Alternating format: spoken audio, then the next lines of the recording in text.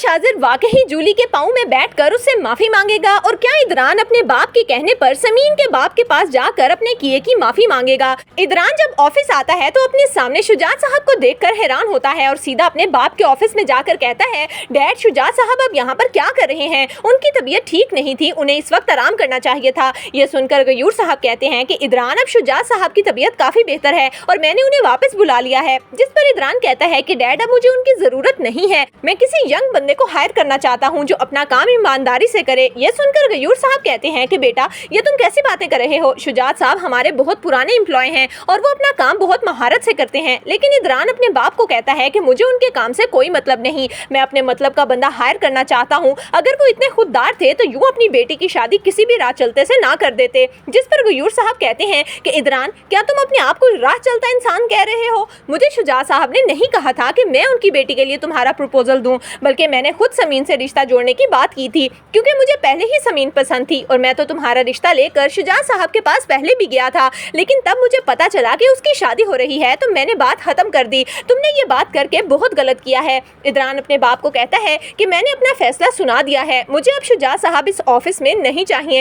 ये कहकर जैसे ही वो ऑफिस से बाहर निकलता है तो उसे इस बात का अंदाजा ही नहीं था कि शुजात साहब बाहर खड़े होकर सारी बातें सुन लेंगे। उनको तो दिल में तकलीफ होने लगती है। उन्होंने इदरान से इस सब की तवक्को नहीं की थी। इदरान जैसे ही बाहर आता है तो शुजात साहब उससे अपनी नजरें चुरा लेते हैं। उनकी आंखों में आंसू और बेयकीनी थी, लेकिन इदरान जो कि अपने काम को लेकर काफी प्रोफेशनल है वो खामोशी से वहाँ से चला जाता है। शुजात साहब ऑफिस से जल्दी छुट्टी लेकर घर वापस आते हैं क्योंकि उनकी तबीयत काफी ज्यादा खराब हो रही थी। उन्हें इस बात का एहसास अब हुआ है कि कहीं उनकी बेटी इस घर में इदरान के जुल्म का शिकार तो नहीं हो रही। जबकि गयूर साहब को जब इस बात का पता चलता है कि शुजात साहब घर चले गए हैं तो वो समीन को कॉल करते हैं और कहते हैं, समीन बेटा हमें तुम्हारे अब्बू की तरफ जाना है, तुम तैयार हो जाओ, मैं तुम्हें पिक करने के लिए आ रहा हूँ। समीन और गयूर साहब जब शुजात साहब के घर पहुँचते हैं तो शुजात साहब की आंखों में आंसू देखकर उन्हें समझ आ जाती है कि इदरान की बातें इन्होंने सुन ली हैं। इसीलिए वो शुजात साहब के पास बैठकर कहते हैं कि मैं इदरान के रवैये की आपसे माफी मांगता हूँ। वो कल भी आपकी जगह थी और आज भी आपकी जगह है, वो आपसे कोई नहीं छीन सकता। मैं इदरान को समझाऊंगा, उसके लिए ये रिश्ता नया है लेकिन वो बहुत जल्दी इस सबको कबूल कर लेगा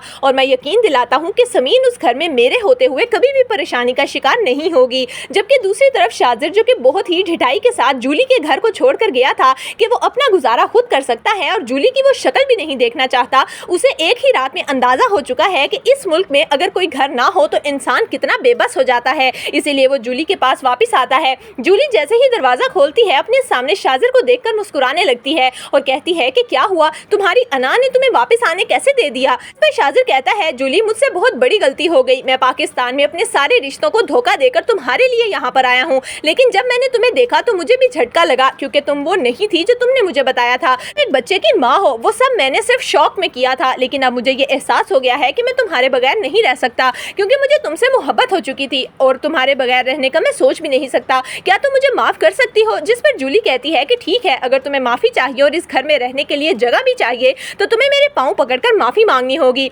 शाजिर जो कभी भी किसी के सामने माफी मांगने का तस्वुर भी नहीं कर सकता, आज मजबूर होकर आखिरकार जूली के पाँव में बैठकर उसके पाँव को हाथ लगाते हुए उससे माफी मांगेगा और कहेगा कि जूली मुझे माफ कर दो। जूली तो शाजिर को माफ कर देगी और उसे अपने साथ घर में रखेगी, लेकिन अब वो उसे एक नौकर की तरह ट्रीट करेगी जो उस घर के सारे काम किया करेगा। अब तो दोस्तों आपके ख्याल में क्या इदरान को भी शुजात साहब से आकर खुद माफी मांगनी चाहिए? आपकी इस बारे में क्या राय है, हमें कमेंट्स में जरूर दीजिएगा।